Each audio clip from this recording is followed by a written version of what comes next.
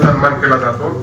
यंदाच्या या जीवनगौरव पुरस्काराचे मानकरी पंढरपूर येथील श्री गोपाळ देशमुख हे आहेत।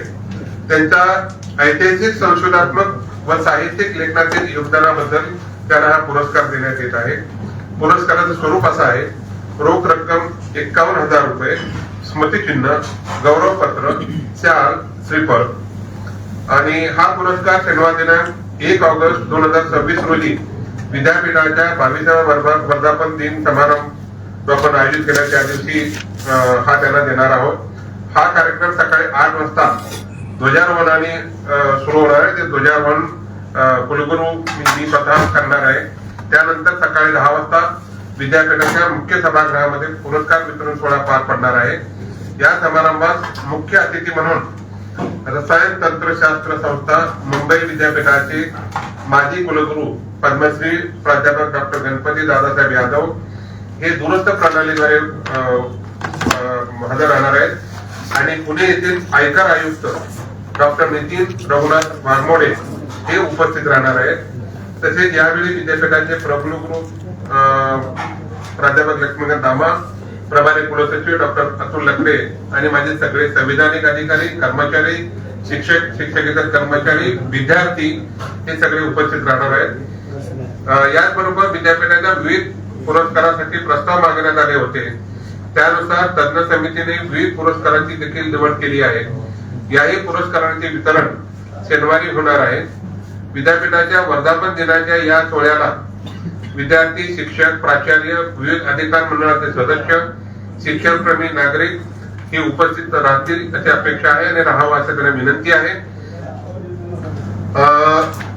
या पत्रकार परिषदेत कुलगुरू आहेत, प्रकुलगुरू आहेत, बाकीचे माझे दोन्ही अधिकारी कलेक्टर साहेबांच्या तिकडे मीटिंग असल्यामुळे तिकडे गेले, कारण 30 तारखेला महामहिम राज्यपाल विद्यापीठात येत आहेत, त्यांच्या दौऱ्या संदर्भातली मीटिंग आहे।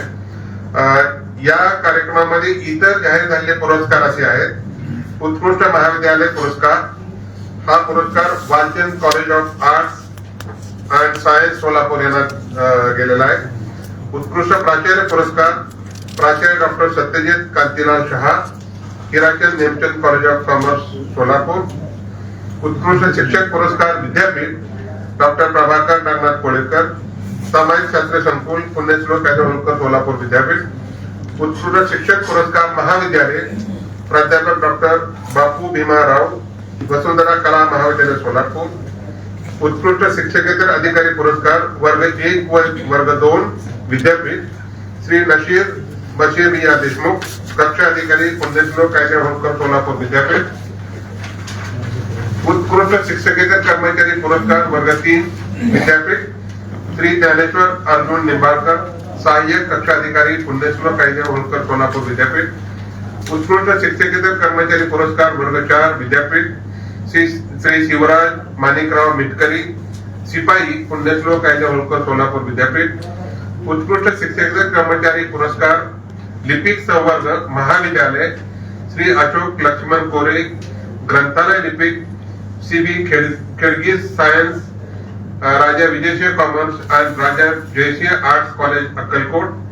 उत्कृष्ट शिक्षकेतर कर्मचारी पुरस्कार चतुर्थ श्रेणी महाविद्यालय श्री विष्णू जयवंत वाघमारे, सेवक, वसुंधरा कला महाविद्यालय सोलापूर। आणि जो जीवन गौरव पुरस्कार तुम्ही म्हटला तो श्री गोपाळ देशमुख यांना जाहीर झालेला आहे। श्री गोपाळ मारुती देशमुख यांच्याबद्दल एक थोडीशी माहिती अशी आहे: गोपाळ मारुती देशमुख हे राजपत्रित अधिकारी पदावरून सेवानिवृत्त झाले आहेत।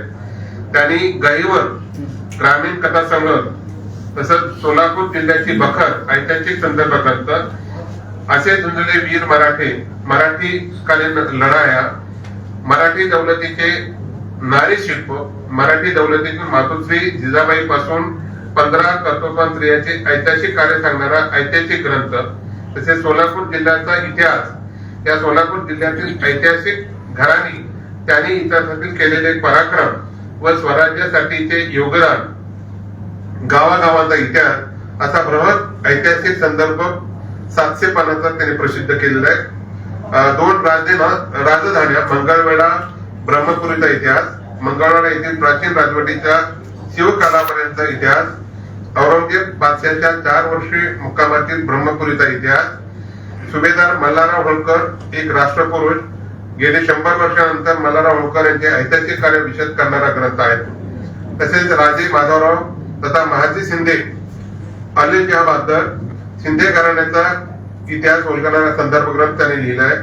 यासह विविध नियतकालिके, वृत्तपत्रे, दिवाळी अंक तसेच वेगवेगळ्या भाषेकातून ऐतिहासिक विषयावर सातत्यानं ते लिखाण करत आहेत आणि या सर्वांचा विचार करून त्यांना यावर्षीचा जीवन गौरव पुरस्कार आपण प्रदान करत आहे.